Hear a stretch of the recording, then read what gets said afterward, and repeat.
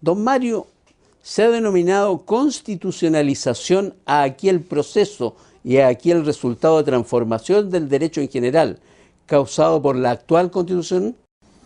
Sí, efectivamente, pero ese fenómeno es no particular de nuestro país, sino que en el mundo, en las últimas décadas, se ha ido originando ese fenómeno jurídico que se llama la constitucionalización del derecho, precisamente.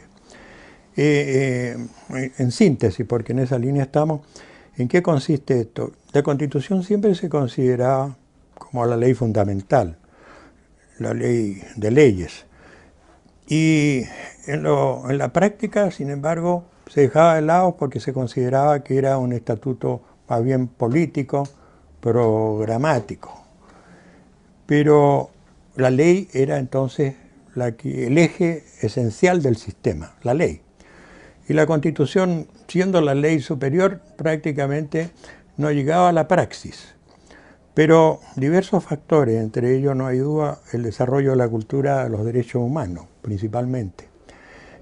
Y el derecho de la llamada justicia constitucional, que deriva de las acciones constitucionales que llegan a los tribunales, empieza entonces a lograr un reconocimiento, no solo de su carácter de la ley suprema, sino como una ley normativa que los tribunales tienen que aplicar directamente. Ese fenómeno, como digo, se ha dado en todo el mundo y aquí particularmente en nuestro país es producto fundamentalmente de las acciones constitucionales. Una de ellas, el recurso de protección, que está en el artículo 20, otras acciones constitucionales como el amparo que estaba, pero ahora sencillamente se ha sistematizado, que está en el artículo 21, la acción de nulidad de derecho público, que antes era una utopía y que ahora también tiene una gran praxis, las responsabilidades, la responsabilidad del Estado juez, la responsabilidad del Estado administrador. Todo ello entonces sumado al actual Tribunal Constitucional, que el actual Tribunal Constitucional ahora no es solo quien ejerce una función como lo pasaba en mi época preventiva, el control preventivo, sino ahora el control represivo. Y se han ampliado lo que se llaman los sujetos que tienen actividad. ¿Ante quién podía poner en movimiento el Tribunal Constitucional? Única y exclusivamente o el presidente o el Congreso Nacional, una parte de ellos. Ahora cualquier ciudadano que tenga una gestión pendiente puede llegar al Tribunal Constitucional solicitando la inaplicabilidad de un precepto. Todo eso hace que el derecho constitucional logre un rol importantísimo, casi yo diría hegemónico. Hay aquí algo que yo les mencionaba a los alumnos, que tradicionalmente, como yo soy hombre de 86 años, tengo experiencia sobre este tema, llegaba a los estudios de abogado, veía todos los códigos, la colección de códigos, todos muy utilizados, desvencijados, rayados, y la Constitución impecable. Casi nadie a veces ni la habían abierto, porque cuando llegaban a los tribunales, llegaban a veces con el amparo y a veces con una inaplicabilidad que tenía muy poca, digamos, uso. De suerte, hoy en día, todos los abogados, cualquiera sea su especialidad principal, civilistas, penalistas, etc., tienen que estar presentes en la Constitución. El mismo Código Procesal Penal ahí ha reproducido textualmente en su articulado el 3, el artículo 19, el número 3 y el 7, y con base a ello pueden interponer nulidades ante la Corte de Apelaciones o Corte Suprema. El recurso de protección, una institución valiosísima que permite restablecer el imperio del derecho en forma fácil y adecuada. Creo que realmente hemos ganado muchísimo en eso. Yo creo que los abogados jóvenes no se percatan de ese cambio que ha ocurrido. Hoy en día, yo soy director de una revista, ¿no es cierto?, de derecho, puedo decir permanentemente indemnizaciones que el Estado tiene que pagar, por ejemplo, por falta de servicio corriente. Un accidente callejero de una señora que se quiebra una pierna en un accidente y demanda a la municipalidad porque falta de servicio, por tener mal el estado de las calzadas. Acaba de salir un fallo ahora en julio en que sencillamente se indemniza a una persona por una inexcusable falta de un fiscal, cosa que incluso no está desarrollado, está en la ley, pero no está desarrollado en cómo hacer efectiva esa responsabilidad, porque la responsabilidad es para los tribunales y los fiscales no son parte de la judicatura. Sin embargo, la Corte Suprema acaba de sancionar una indemnización de perjuicio de alto monto a un fiscal que cometió un inexcusable error y sencillamente ha tenido que el fisco hacer frente a esa prestación. Todo eso denota que los derechos fundamentales, todos, están muy debidamente protegidos. Los alumnos que son expulsados en forma arbitraria se les repone en su establecimiento. Egresados de derecho, por ejemplo, que por tener deudas fiscales, deudas en las universidades, no se les da el pase para recibirse. Recursos de protección lo ganan.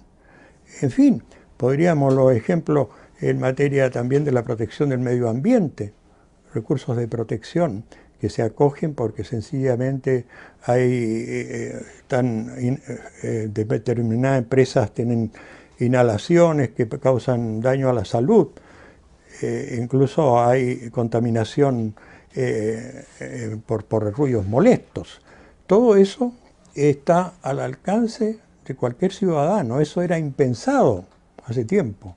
¿Qué sé yo? El recurso de protección que fue creado en un acta constitucional del año 76, y ahora está en el artículo 21, en que nosotros tuvimos en el artículo 20, que tuvimos alguna participación en su inicio, creo que es un instrumento que permite restablecer el imperio del derecho y no hay otra institución, yo creo, y esto no es una exageración, en el mundo que en forma tan ágil permita dar satisfacción a una persona que ha sido ofendida en un derecho patrimonial. Yo cuando estaba en el Tribunal Constitucional conversé con gente de España, Alemania, Italia que hablaba, le mostraba este recurso, le decía cuál era su virtud y quedaban realmente sorprendidos. En síntesis, redondeando el tema, yo creo que aquí en nuestro país este fenómeno que se llama la constitucionalización del derecho, que no es otra cosa que aplicarla prácticamente esa constitución directamente por los jueces, tiene extraordinaria importancia. Responsabilidades extracontractual del Estado acá estante. Funcionarios que han sido despedidos sin causales de vida, se repone esto a través de recursos de protección. Habría que hablar mucho, ya creo que en síntesis, la constitucionalización del derecho en nuestro país ha dado fruto muy positivo. ¿Cómo se vinculan las normas constitucionales con el derecho externo, es decir, con los tratados internacionales, en el plano de una eficiente aplicación e interpretación? En ese ámbito creo que estamos bastante retrasados, ¿no? Porque en el derecho internacional distingue dos corrientes, una que es una corriente monolítica y la otra dualista.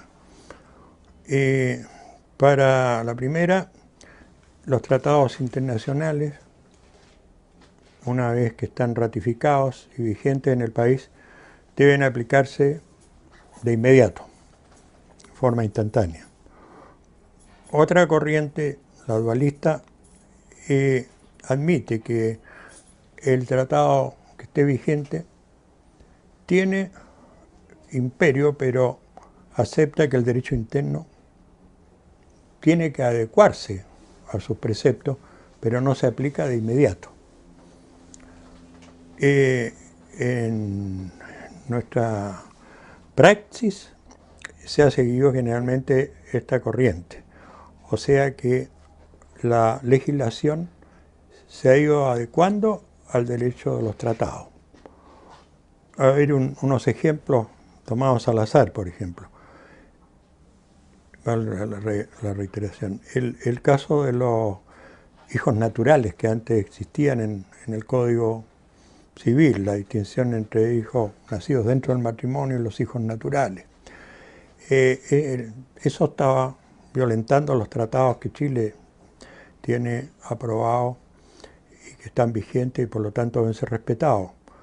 Se adecuó entonces la legislación interna al derecho de los tratados.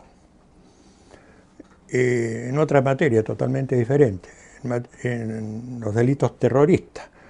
El artículo 9 decía que sencillamente tratándose de delitos terroristas no procedía el indulto, ni procedía tampoco la libertad provisional. Se adecuó, en este caso hubo que modificar la Constitución, el artículo 9, para admitir que ambas instituciones, valga decir el indulto, valga decir también la libertad provisional, eran viables, incluso tratándose de situaciones que estaban en contraposición con el derecho interno. Esas dos modificaciones las menciono yo porque son ejemplos expresivos. Y esto el Tribunal Constitucional también lo ha ratificado, ha tenido pocas oportunidades. Recuerdo 3 casos.